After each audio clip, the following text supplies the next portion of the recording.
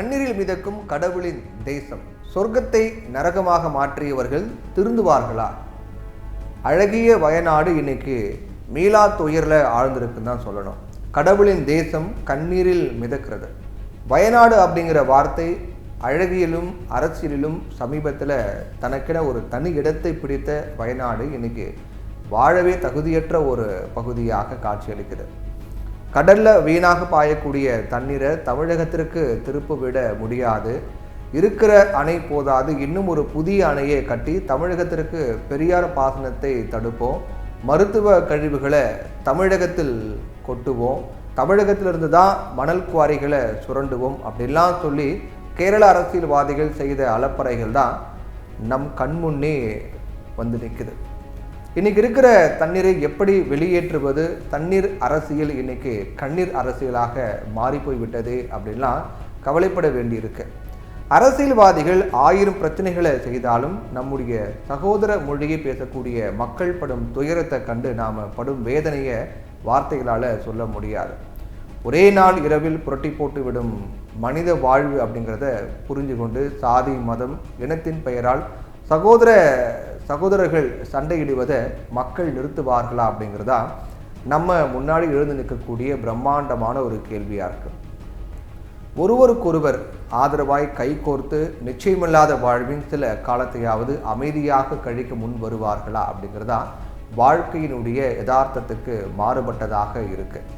இயற்கையின் சீற்றம் ஒருபுறம் இருந்தாலும் மனிதனின் பேராசையின் சீற்றமும் கூட இந்த பேரழிவுக்கு ஒரு காரணமாகிவிட்டது அப்படிங்கிறத யாரும் மறுக்க முடியாது. வயநாட்டில் வரலாறு காணாத அளவிற்கு இவ்வளவு பெரிய நிலச்சரிவு ஏற்பட்டது எதனால் அப்படிங்கிறது குறித்து நிபுணர்களும் விஞ்ஞானிகளும் தொடர்ந்து கருத்துக்களை தெரிவிச்சுட்டு வராங்க. வயநாடு பற்றி கருத்துக்களை பகிர வேண்டாம் அப்படின்னும் அங்கு நேரில் போக வேண்டாம் அப்படின்னும் கேரள அரசினுடைய பேரிடர் மேலாண்மை துறை ஆர்டர் போட்டிருக்காங்க.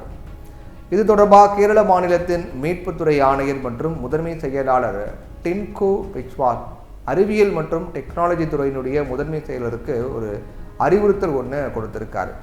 அதில் கேரளாவில் இருக்கக்கூடிய சயின்ஸ் டெக்னாலஜி இன்ஸ்டிடியூட்கள் நிலச்சரிவால் மிக கடுமையாக பாதிக்கப்பட்டிருக்கு. மேப்பாடி ஊராட்சிக்குட்பட்ட இடத்துக்கு கள ஆய்வுக்கு செல்லக்கூடாது.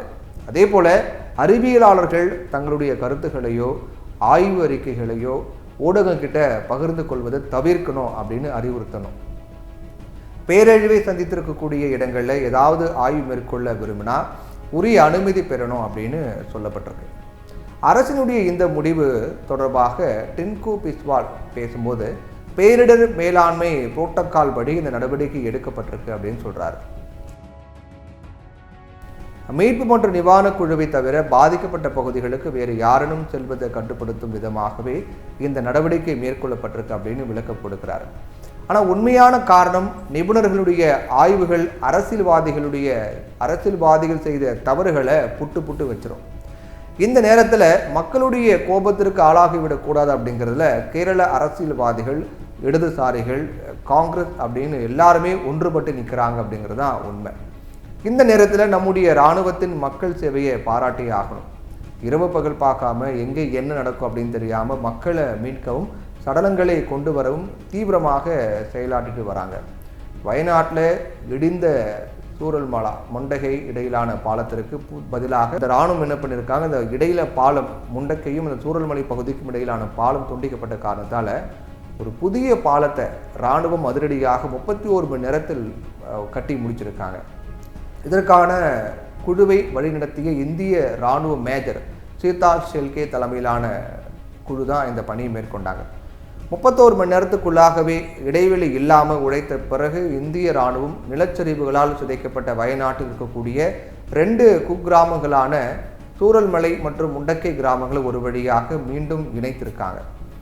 அதிகாரத்தை கையில் வைத்துக்கொண்டு சர்வாதிகாரம் செய்கிறவங்களை எல்லாம் இரும்பு பெண்மணி அப்படின்னு போற்றப்படக்கூடிய இந்த நாட்டில் சீதா ஷெல்கே போன்றவர்கள் தான் உண்மையான இரும்பு பெண்மணியாகவும் ரியல் ஹீரோவாகவும் திகழ்கிறார்கள் அப்படிங்கிற நிலையில் இடிபாடுகளில் இன்னும் யாராவது சிக்கி இருக்கிறார்களா அப்படிங்கிறது கண்டறிய தெர்மல் ஸ்கேனரும் பயன்படுத்தப்பட்டு வருது.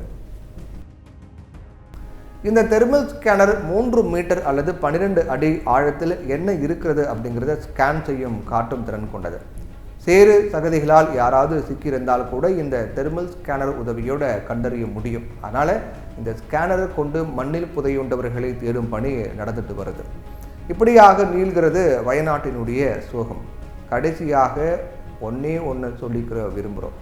கடவுளின் தேசம் அப்படிங்கிற அளவுக்கு அழகிய தேசத்தை தான் கடவுள் கொடுத்திருக்கிறார். ஆனால் மனிதர்கள் குரங்கு கையில் கிடைத்த பூமாலையாக அதை சிதைக்க தொடங்கியதால் இயற்கையினுடைய கோர தாண்டவமும் நிகழ்ந்துவிட்டது. கேரளாவிற்கு மட்டுமல்ல, மனித இனத்திற்கு இது ஒரு மிகப்பெரிய பாடம்.